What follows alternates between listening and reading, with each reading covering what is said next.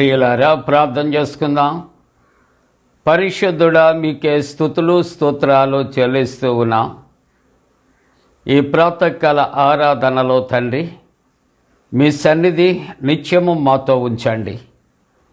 ఆరాధన అంతటలో మహిమ ఘనత ప్రభావాలు మీకు ఆరోపిస్తూ యేసు ప్రభు వారి పరిశుద్ధ నామమున వేడుకొనుచున్నాము తండ్రి. ఆమేన్.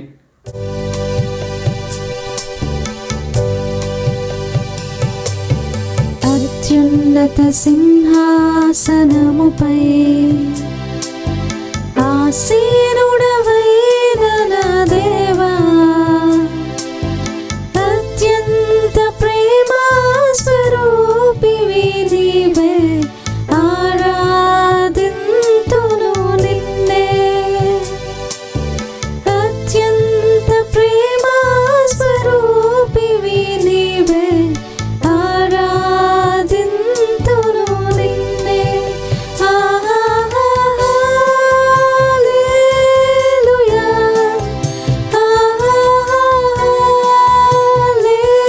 హల్లెలూయా,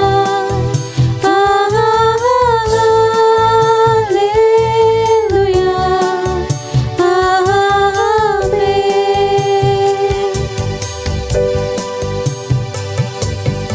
ఆశ్చర్యకరుడా స్తోత్రం,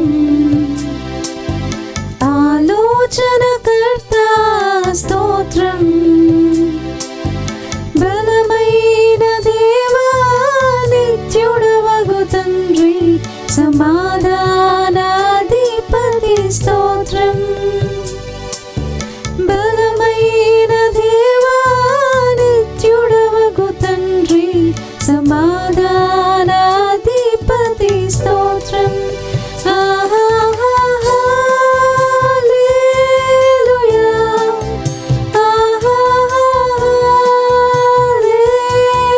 హల్లెలూయా,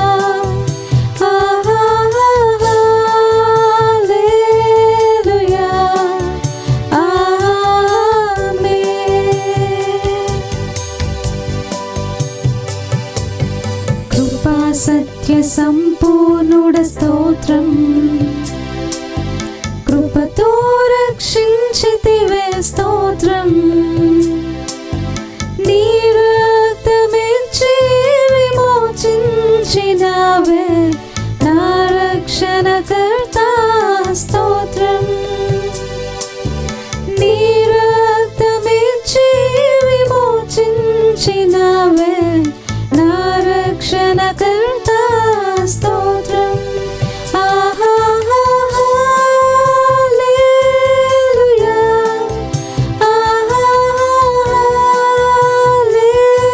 హల్లెలూయా,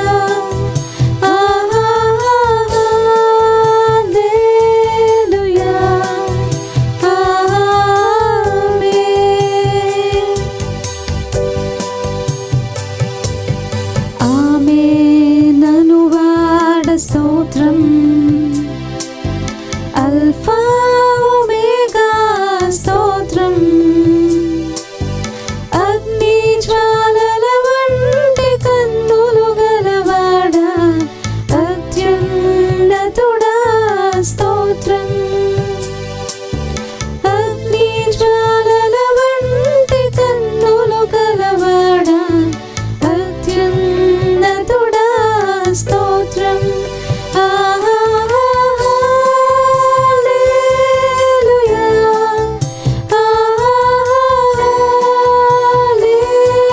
హల్లెలూయా,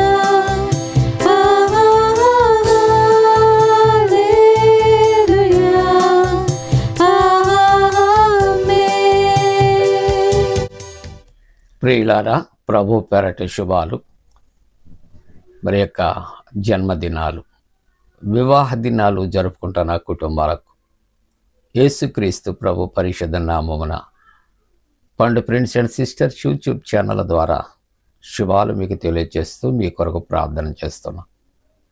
దేవుడు మిమ్మలను దీవించునుగాక. మంచిదండి, మీరంతా క్షేమంగా ఉన్నారు కదా.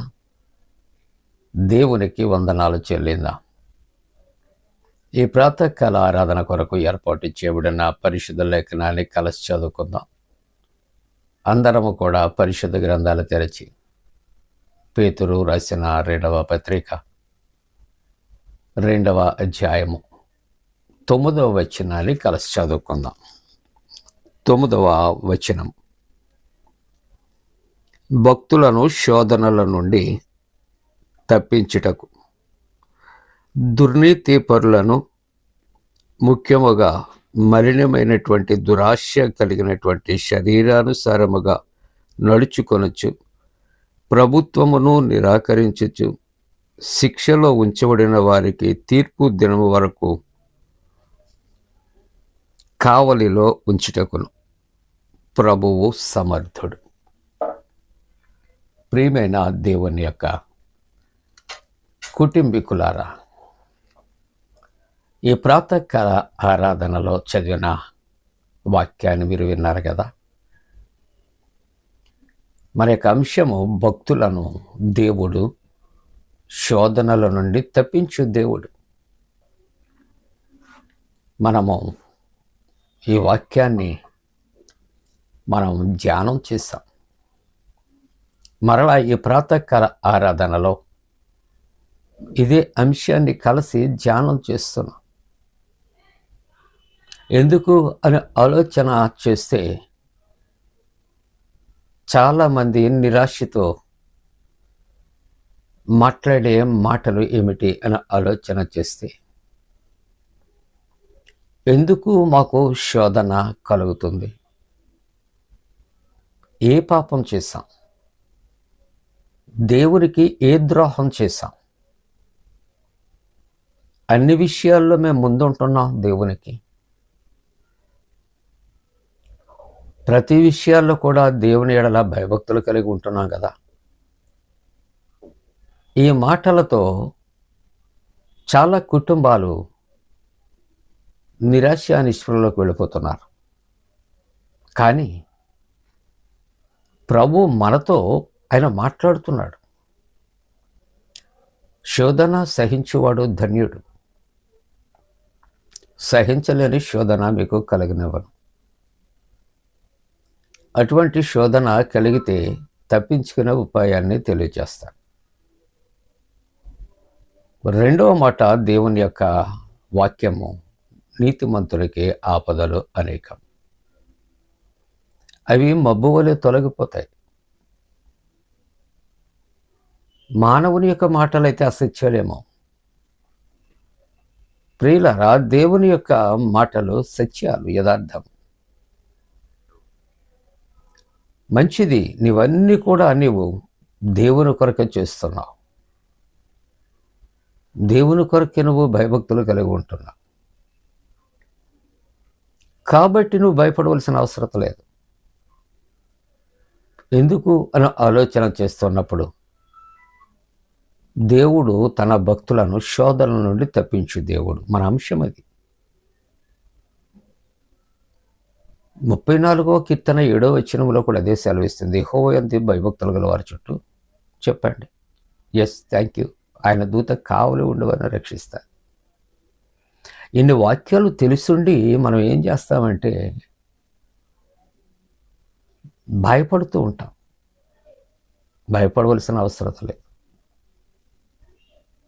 దుష్టుడు భయపడుతూ ఉంటాడు, శోధన కలిగిస్తుంటాడు. మన దేవుడు బలవంతుడైన దేవుడు తప్పిస్తాడు. ఒకవేళ అంతవరకు నీ చుట్టూ నీతో అనేక మంది ఉండొచ్చేమో, కానీ నీకు అవసరం వచ్చినప్పుడు ఏ ఒక్కరు కనిపించరు. This is true what I'm telling. కానీ ఎల్లప్పుడూ నీతో ఉండేవాడు నీవు నమ్మిన నీ దేవుడు. అందుకనే భక్తులకు శోధన కలుగుతుంది. కానీ శోధన నిలవదు, దేవుడు తప్పిస్తాడు. నిన్నటి వాక్య భాగంలో ఉదాహరణ సాధు సుందర్ సింగ్ అనే భక్తుని కొరకు ఎలాగైతే శోధన తప్పించాడో మనం ధ్యానం చేశాం. ఈ ఉదయకాలపు ఆరాధనలో మరి ఒక భక్తుడు మనకి యోబు భక్తుడు కనిపిస్తున్నాడు. యోబు భక్తుని కొరకు దేవుని యొక్క వాక్యంలో చూస్తున్నప్పుడు భక్తిపరుడు, యథార్థవర్తనుడు, నీతిమంతుడు, చెడుతనమును విసర్జించిన వాడు, యెహోవా దేవుడు యోబు కొరకు సాక్ష్యం ఇస్తున్నాడండి. శోధన కలిగింది, 10 మంది బిడ్డలను కోల్పోయాడు. ఉన్నటువంటి సంపద, ఎద్దులు, పశువులు, ఒంటెలు, ఇవన్నీ కూడా శత్రువులు వాటిని తీసుకుని పోయారు.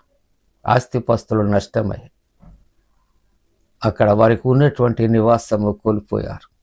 ఇవన్నీ ప్రత్యేకించి మనం చెప్పవలసిన అవసరం లేదు. యోబు గ్రంథం 1వ అధ్యాయాన్ని మొదటి నుండి చూస్తే యోబు యొక్క భక్తితత్వము, నీతిమత్వము, యథార్థత, తనకున్న ఆస్తిపాస్తులు, తనకున్న 10 మంది బిడ్డలు, తనకున్నటువంటి పశు సంపద ఎంతో మనకు క్లియర్గా ఉంది. కానీ అన్ని కోల్పోయినప్పటికీ భార్యతో అంటున్నాడు, యెహోవా ఇచ్చాడు, యెహోవా తీసుకున్నాడు, నువ్వు స్తుతించతగవా? తన విశ్వాసము వమ్ము కాలేదండి. చివరి అధ్యాయానికి వచ్చేటప్పుడు యోబు కోల్పోయిన సమస్తము తిరిగి పొందుకున్నాడు, రెట్టింపు పొందుకున్నాడు. ఎటువంటి శోధన భక్తుని కంటే అన్నీ పోయి ఆ సమయంలో తన శరీరం అంతయు కూడా శుష్కించిపోయి అతడు ఎముకలు గూడుగా మిగిలి సూర్యరశ్మట అవతల నుండి యువతలకు ప్రసరించేదట. అంత భయంకరమైన పరిస్థితి. నేల ధూళిలో కూర్చున్నాడు. భయంకరమైనటువంటి శ్రమ అనుభవించాడు. మీకు తెలిసినటువంటి సత్యం. ఓ ప్రశ్న, దేవుడు విడిచాడా? దేవుని యందు భయభక్తులు కలిగినటువంటి దేవుని యొక్క బిడ్డలు ఎవరైనా కావచ్చు. దానికి డబ్బు లేక ధనము, సంపద, మంది, మార్బలం, మన బలగం దేవుడు ఏది చూడు. దేవుని ఎడల నువ్వు ఎంత నమ్మిక, విశ్వాసం కలిగి ఉన్నావు,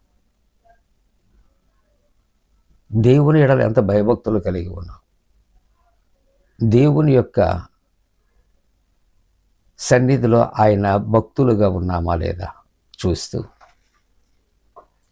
ఆయన్ని కలిగి శోధనలో ఏం చేస్తాడని ఆలోచన చేస్తే యోబు కోల్పోయిన సమస్తమును తిరిగి రెట్టింపు అనుగ్రహించిన రీతిలో మరలా జ్ఞాపకం చేస్తాను. వేళ వాక్యం పేతురు రాసిన 2వ పత్రిక 2వ అధ్యాయం 9వ వచనములో ఉన్నటువంటి మాట, భక్తులను శోధనల నుండి ఆయన తప్పించు దేవుడు. శోధనలకు భయపడవలసిన అవసరం లేదు. తప్పించు దేవుడు. అతి రీతిలో తప్పించబడి దేవునికి స్తుతులు చెల్లించడానికి దేవుడు తన పరిశుద్ధాత్మను మనపై మెండుగా కుమరించునుగాక. ఆమేన్. ప్రార్థన. పరిశుద్ధుడా, నీకు వందన. నిజమైన భక్తులకు, విశ్వాసులకు శోధనలు కలుగుతుంటాయి. కానీ భక్తులకు కలిగే శోధనను నువ్వు తప్పిస్తా అని ఈవేళ నువ్వు మాతో మాట్లాడి మమ్మలను మరలా విశ్వాసంలోనికి నడిపించినందుకు స్తోత్రాలు. జన్మదినాలు, వివాహ దినాలు జరుపుకున్న కుటుంబాలను ఆశీర్వదించండి. రక్షణ లేని వారికి రక్షణ కలుగుచ్చే దేవా. ఇదిగో తండ్రి, మెడ నొప్పి, స్పాండిలైటిస్, ఆర్థరైటిస్, మోకాళ్ళు నొప్పులు, కాళ్ళు నొప్పులు, ఛాతీ నొప్పి, నాయన వివిధ రకాల వ్యాధి బాధలతో ఉన్నవారిని స్వస్థపరచండి. అప్పుల విడుదల ఉన్నవారిని విడుదల చేయండి. సంతానం కొరకు ఎదురు చూస్తున్న కుటుంబాలు సత్సంతానం కలుగు చేయండి. గర్భిణీ స్త్రీలకు సుఖప్రసవం కలుగు చేయండి. ఎవరైతే ప్రార్థన కొరకు ఎదురు చూస్తున్నారో వారందరికీ కొరకు పేరు పేరు చెప్పిన నీ సన్నిధిలో అడుగుచున్నాం, బ్రతిమలాడుచున్నాం. నాయనా, ఆరాధిస్తున్న ప్రతి ఒక్కరూ అనేకమైన మేళ్లతో నింపబడినట్లు కృప చేయి.